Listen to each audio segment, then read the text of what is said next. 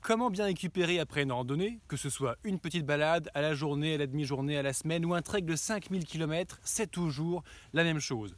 Concrètement, une bonne récupération, ça va permettre de ne pas se sentir lourd après ou le lendemain et les jours qui suivent la randonnée. Ça va nous permettre de ne pas avoir trop de courbatures, de ne pas se reblesser par-dessus. Bref, ça nous permet de récupérer complètement de nos efforts pour pouvoir rester frais comme un gardon. C'est parti, c'est ce qu'on voit ensemble aujourd'hui.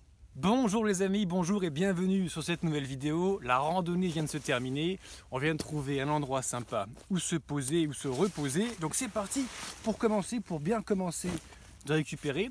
Après la rando du jour, on va commencer par se mettre à l'aise, enlever le sac et s'installer. Alors concrètement, la première chose qu'il est conseillé de faire pour bien récupérer, ça va être de s'étirer. L'étirement, ça va permettre à chaud, surtout ça c'est très important les amis, on s'étire toujours à chaud, ne vous étirez jamais à froid, c'est une excellente façon de se blesser.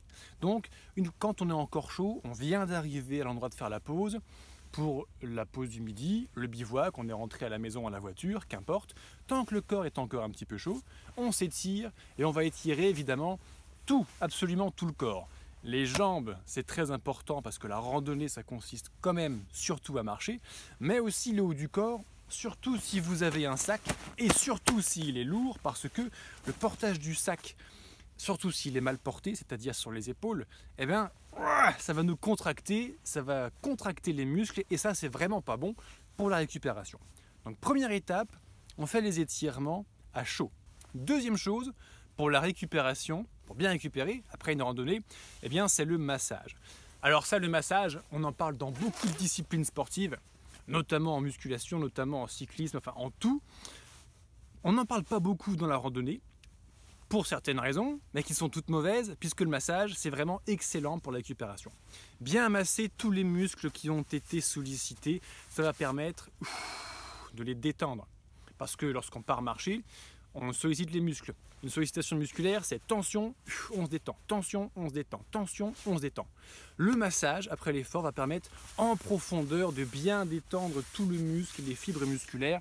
Et ça va faire vraiment beaucoup de bien et ça va avoir un impact très positif pour bien récupérer. De plus, en plus de détendre les muscles, ça va permettre d'activer la circulation sanguine, ce massage, et d'éliminer les toxines qui vont se former au fur et à mesure de l'effort. La troisième chose qui est très importante pour bien récupérer après une randonnée, c'est l'alimentation. Alors, on va dire récupérer après une randonnée. La question, déjà, elle n'est pas très bien posée parce qu'en fait, la meilleure façon de ne pas souffrir d'une randonnée, c'est l'accoutumance, ça se passe avant. Ensuite, c'est de bien la gérer pendant et après faire ces quelques petits exercices et ce dont on va parler ensemble aujourd'hui pour lancer la récupération. Mais l'alimentation, c'est tellement important. D'ailleurs, si tu souhaites mieux préparer, anticiper tes besoins énergétiques en calories, en gestion des glucides, lipides, protides, j'ai construit un simulateur de kilocalories que tu peux télécharger sur le lien qui sera juste en dessous pour te permettre de mieux doser ça et d'anticiper l'intendance avant de partir en rando. Une bonne alimentation, concrètement, c'est justement de gérer les apports en termes de calories.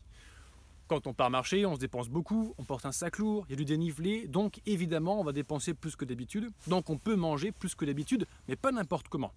Concrètement, comment le corps utilise son énergie en une minute.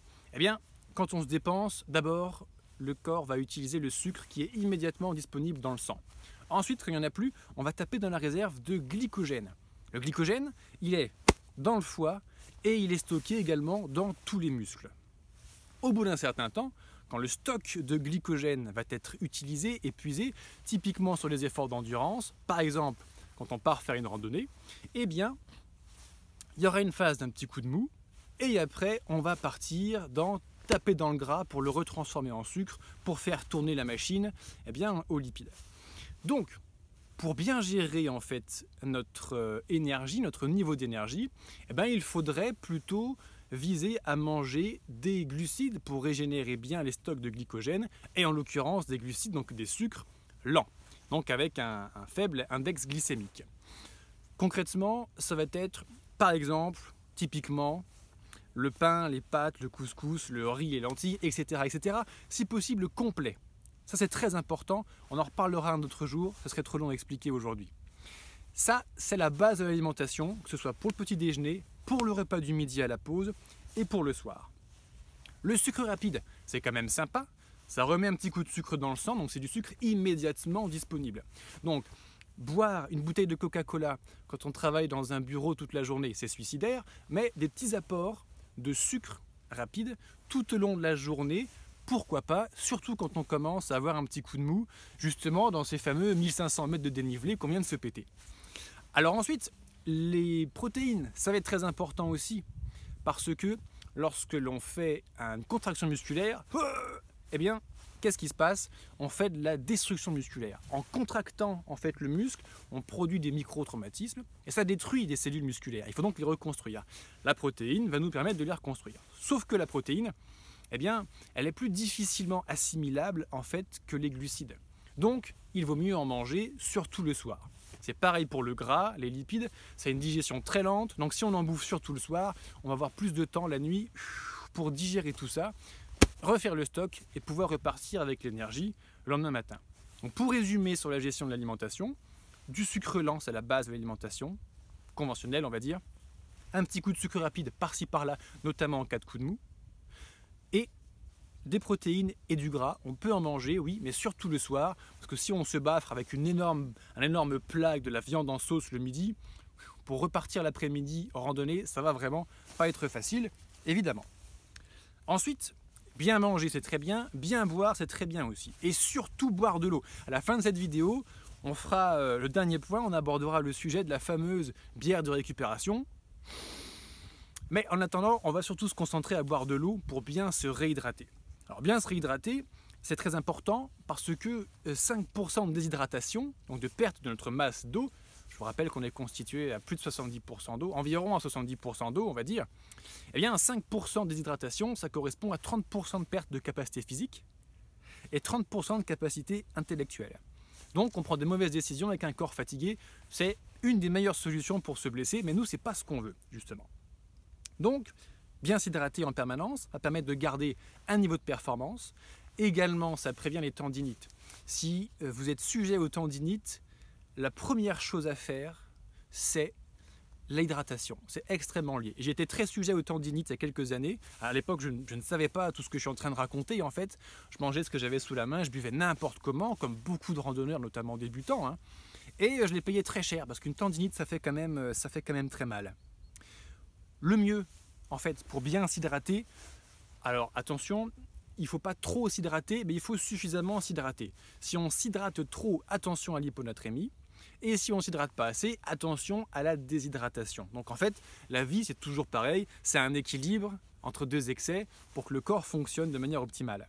Donc le mieux, une journée estivale, avec un gros soleil, une grosse chaleur, en plein effort, ce serait de boire jusqu'à 3 à 4 gorgées, toutes les 15 à 20 minutes.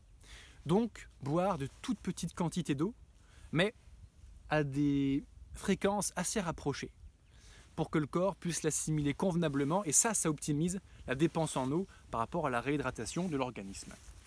Et puis en général, en fin de journée, lorsqu'on arrive fin d'après-midi, fin de soirée, là, il faut écouter son corps, si on a soif, il faut boire, et plus que 3-4 gorgées, pour bien refaire le plein. D'ailleurs, c'est mieux de boire avant manger qu'après manger, parce que lorsqu'on a mangé, le bol alimentaire va venir peser sur notre bide et l'eau va être beaucoup moins facilement assimilée. Donc pour la réhydratation en fin de journée, c'est avant le dîner du soir, au bivouac, au refuge ou à la maison, ce sera beaucoup plus efficace. Ensuite, on continue pour bien récupérer après notre randonnée. Eh bien, une fois qu'on a bien mangé, bien bu, qu'est-ce qu'on va faire? On va bien dormir, évidemment. Et bien dormir, ça passe par un sommeil suffisant, en moyenne 7-8 heures par jour, avec une bonne nuit de sommeil. Si possible, en se couchant tôt, pourquoi pas en se levant tôt. Et la sieste aussi est quelque chose d'extraordinaire. La sieste, c'est pas un truc de feignant du Sud. La sieste, c'est une sieste, attention, hein, de 20-30 minutes, pas plus. Même 30 minutes, c'est déjà trop. L'optimal, c'est aux alentours de 20 minutes. Ça permet, après l'effort du matin, on mange, on fait la petite pause et on repart au tac au tac, grâce au repos que nous a procuré la sieste. Ensuite, il y a quelque chose dont on parle très peu en randonnée aussi, mais qui est le bain froid ou la douche froide. S'immerger dans un liquide froid, ça permet de faire une bonne récupération après une randonnée. Oui, alors on en parle beaucoup dans des sports, par exemple le running, le cyclisme, aussi la boxe, tous les sports de combat. La musculation, beaucoup. On voit ces gros garçons de 160 kg rentrer en slip dans un bain de glaçons dans leur baignoire. Je ne sais pas si tu vois un peu ce genre de vidéos et de pratiques que ça peut représenter. Oui, c'est génial, effectivement. L'exposition au froid est excellente pour une bonne récupération. Alors, que ce soit dans le torrent de montagne le soir au bivouac, dans le refuge, tu aurais peut-être remarqué que l'eau n'est pas toujours très chaude, mais même si on rentre à la maison, une petite douche froide, au moins à la fin de la douche, c'est vraiment super pour une bonne récupération. Alors maintenant qu'on a pris notre petite douche froide, encore 2 points, la récupération active, pour bien récupérer après une rando, oui bien sûr. Quand on fait un effort, le corps chauffe, le corps est sollicité, etc. Si on s'arrête, boum, on tombe par terre, on s'affaisse dans le canapé, on arrête de bouger, ça c'est pas bon. Une récupération active, c'est continuer à faire un effort léger une fois qu'on est arrivé le soir ou à la destination de notre randonnée.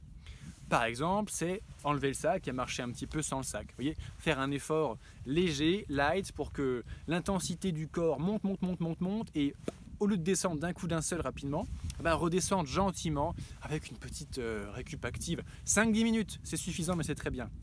De même, quand on part marcher une grosse journée ou un week-end, eh bien, ce qui serait bien, c'est que le lendemain de notre tour, on reparte marcher un petit peu. Ça va relancer un petit peu les muscles, ça va leur permettre de se réutiliser, de les redétendre à nouveau. Ça va faire vraiment beaucoup de bien.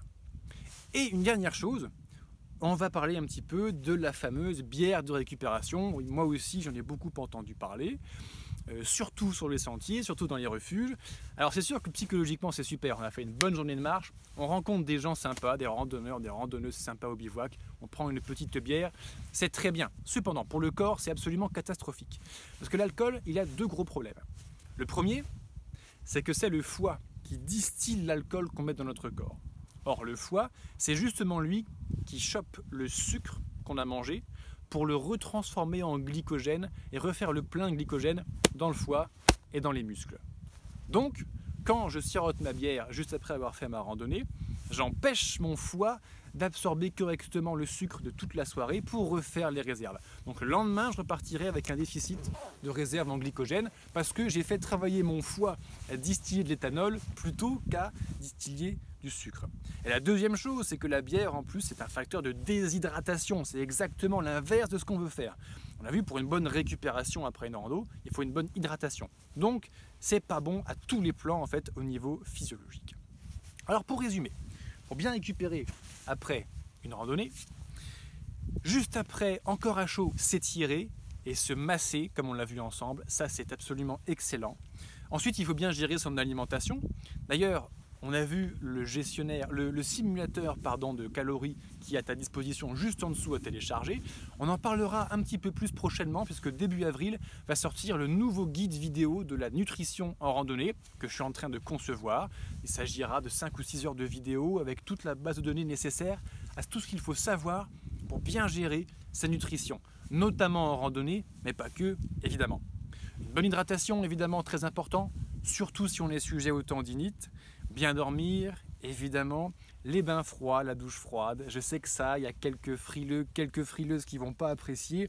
La récupération active pour ne pas s'arrêter d'un coup d'un seul et pas d'alcool. Du moins, évitons de boire la bière de récupération dans l'heure qui suit la marche. Attendons au moins 1 heure que le corps se remette de ses émotions et après on pourra le titiller un petit peu avec ça. Alors, tout ce qu'on vient de se dire, cette technique pour bien récupérer après une randonnée, ça fait partie du pack de préparation physique à la randonnée que tu trouveras également à ta disposition. Tu trouveras plus d'infos dessus juste en bas dans le lien sur cette publication. Et si tu as apprécié cette publication, je t'invite à la liker, à la commenter, me dire en commentaire si tu as appris quelque chose, si tu auras une astuce, un retour d'expérience à toi. Dis-nous un petit peu comment toi tu gères ta récupération et à t'abonner sur ce réseau social pour continuer à recevoir des photos, des vidéos, des podcasts qui parlent de la randonnée. C'est ce qu'on fait toutes les semaines et on va continuer comme ça un certain temps. Je te remercie d'avoir regardé cette vidéo et je te dis à la prochaine, dans 2 semaines, sur une prochaine publication. Ciao!